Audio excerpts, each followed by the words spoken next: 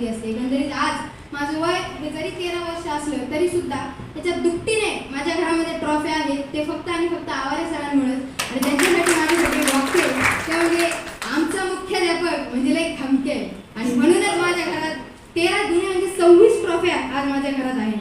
आणि म्हणूनच याशिवाय एकंदरीत कसं असतं, आजपर्यंत कसं होतं, अर्धा माणूस होता, फुल पगार होता. पण आता मात्र माणूस फुल झालाय पण पगार अर्धा झालाय. आता पगार अर्धा झालाय मग काय, आता आम्हाला आमच्या आवारे मॅडमांची सुद्धा आता मला काळजी. कारण आतापर्यंत आता म्हणजे या क्षणी सुद्धा आवारे मॅडम असा विचार करत असतील आता मी या बाबाजीचं करायचं तरी काय.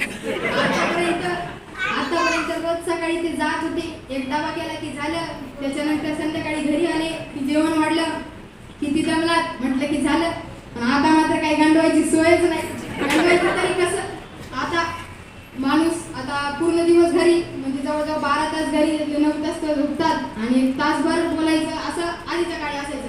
आता मात्र पूर्ण दिवस घरी. आता काय करायचं, आता कसं गांडवायचं याची सुद्धा म्हणजे आवारे मॅडम चिंतित पडले असतील. म्हणजे आता मी आता जे बोललो त्याचा आवारे मॅडमांनी गंभीरपणे विचार करू नये. पण आता यानंतर सर म्हणजे एकंदरीत रिटायर झाले. आता यानंतर जी काही सरांची उरलेले जे आयुष्य आहे त्याच्यामध्ये सरांनी महाराष्ट्रामध्ये एकंदरीत अनेक ठिकाणी आहे जी फिरण्याजोगी आहे.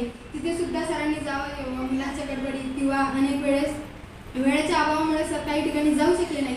तिथे सुद्धा तुम्ही जा. याशिवाय हे महाराष्ट्रामध्ये तर अनेक फिरण्याच्या ठिकाणी, याशिवाय बाहेर कुल्लू, मनाली, शिमला वगैरे इथे सुद्धा जाऊन या. फक्त काश्मीरला जरा आता नका जाऊ,